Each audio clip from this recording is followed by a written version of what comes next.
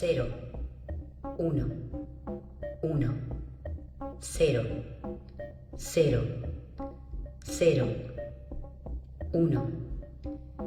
Buenos Aires, Ciudad Universitaria, 15 de mayo de 1961. Por primera vez en Sudamérica comienza a funcionar una computadora científica. La Mercury 2 número 18, de la firma inglesa Ferranti. El apodo con el que pasará a la inmortalidad es Clementina.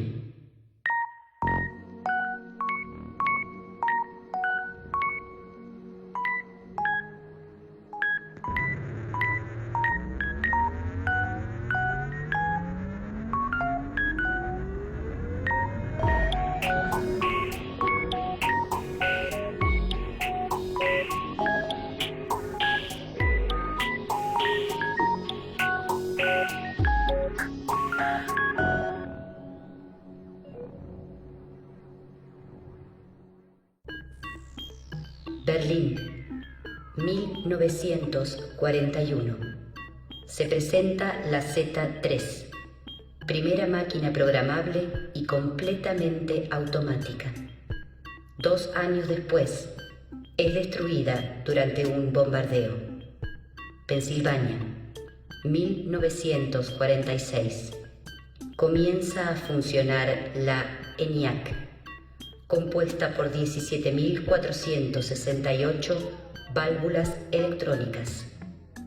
Es considerada como la primera computadora de uso general.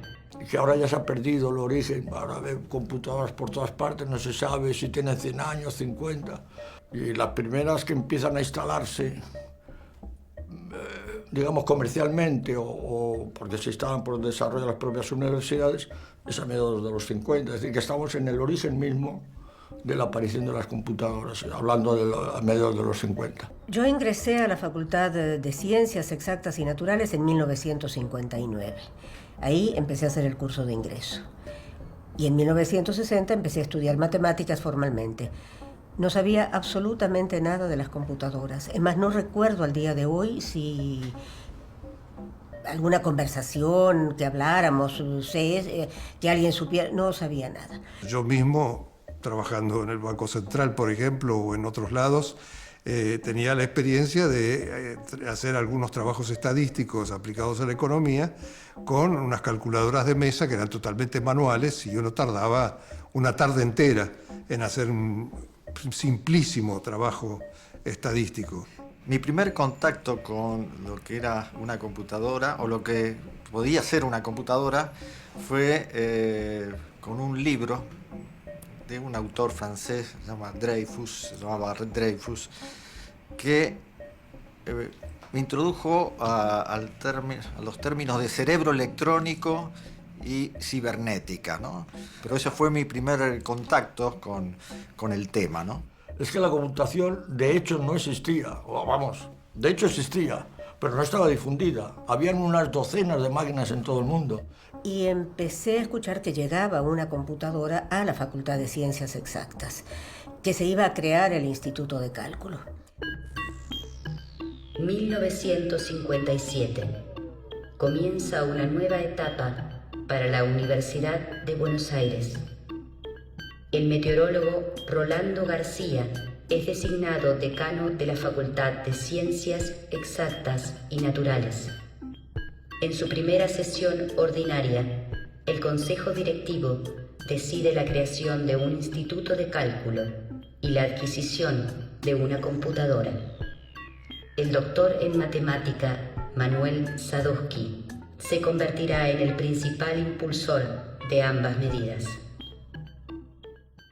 Es decir, hay una visión, diríamos, de los gestores científicos del momento, en donde ven que la computadora facilita primero la formación del Instituto de Cálculo, y no solamente eso, sino la proyección de esa metodología en otras disciplinas, yo creo. En los años fines de la década del 50 y comienzos de los 60, hasta la mitad de la década del 60, fue, algunos dicen, una época de oro para la Universidad Argentina. Y claro, fue un gran resurgimiento después de una época de aletargamiento y de vacíos, digamos. Digamos que gozamos pues de las maravillas que ocurrieron del 57 en adelante, de un boom que hubo en la Facultad de Ciencias. Era un lugar muy atractivo, era una facultad de muy alto nivel y una facultad relativamente pequeña, en donde además el contacto con los profesores era muy familiar y con las mismas autoridades. Así que también tenía un atractivo casi humano, digamos, por así llamarle. No solo los profesores eran excelentes y del más alto nivel y daban clases como si uno ya estuviera en el posgrado, sino que había muchos visitantes extranjeros. Entonces, realmente, cada 2 semanas teníamos que cambiar de especialidad y enterarnos de lo último que se hacía en Francia o en Estados Unidos. En todas las áreas, no importaba cuál tocabas, la universidad estaba de alguna manera a nivel internacional. El doctor Sadowski, por ejemplo, que era vicedecano de la facultad, si no me equivoco, y que fue el que fundó el Instituto de Cálculo, impulsó su fundación y se convirtió en director, era una persona que era profesor nuestro. Mi primer examen en la licenciatura en matemáticas la di con él, yo, pero al mismo tiempo como un amigo, ¿no? Bueno, yo entré en esa época a la universidad como alumna y trabajé, comencé a trabajar yo en ese ambiente. O sea, eso fue realmente un periodo de gran bonanza en la universidad. A comienzos de 1958, el Consejo Superior de la Universidad de Buenos Aires convoca a una licitación para adquirir la computadora. Se presentan 4 firmas, 3 norteamericanas, IBM, Remington, Philco, una inglesa, Ferranti. Finalmente, el Consejo Superior opta por la unidad número 18 del modelo Mercury II de Ferranti. El precio, $425.000. Estaba en el año 58, se creó el CONICET y lo pusieron a cargo del CONICET a USAID, y USAID un poco a regañadientes dio el dinero para la computadora. Sería como hoy en día 15, 20 millones de dólares de hoy en día. O sea, era mucha plata porque se hacían una por una. Podían hacer una por año o medio año. Y había montones de gente laburando alrededor de ella. No es como, digamos, actualmente, se dice una marca y son millones de copias.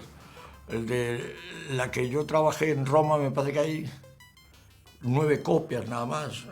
Y de la Ferranti me parece que eran 17. Es decir, con eso dar una idea de la limitación, de la escasez todavía de máquinas en el mundo. Es una cosa reducida. En particular cuando se decide comprar lo que sea la computadora Mercury fabricada por la firma Ferranti inglesa, Sadowski le pide apoyo a Ciancaglini, al ingeniero Ciancaglini, que en ese momento era el decano de ingeniería. Necesitaba alguna persona para que le apoyase en el proyecto y bueno, se ve que le caí en gracia o no sé qué, me entrevistó.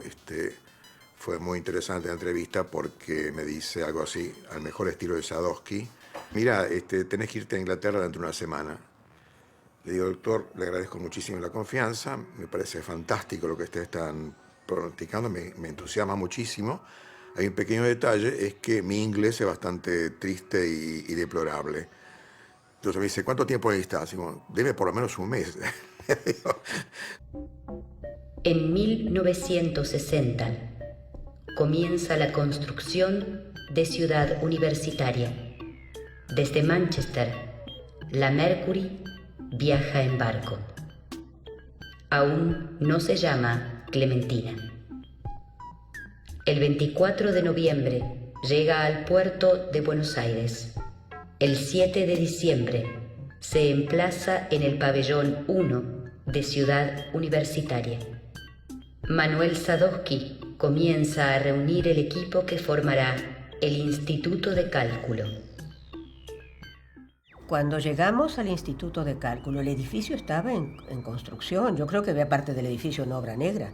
Solamente estaba habilitada la escalera que llevaba al ala que da hacia la estación de ferrocarril, que era la parte que ocupó el Instituto de Cálculo y lo demás. Y eso estaba terminado, entre comillas, faltaba un montón de cosas.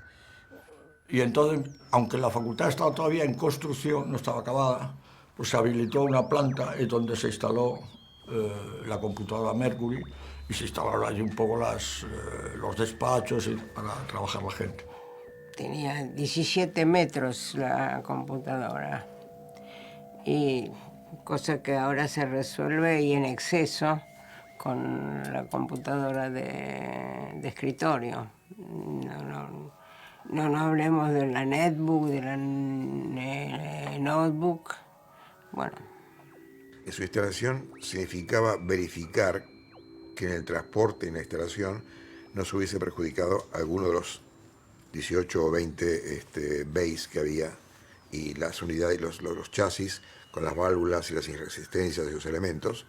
Entonces, la primera tarea era ir enchufando una por vez y ir verificando que efectivamente no se hizo pomada. Es una tarea que llevó varios meses. Sí, los salones de la máquina estaban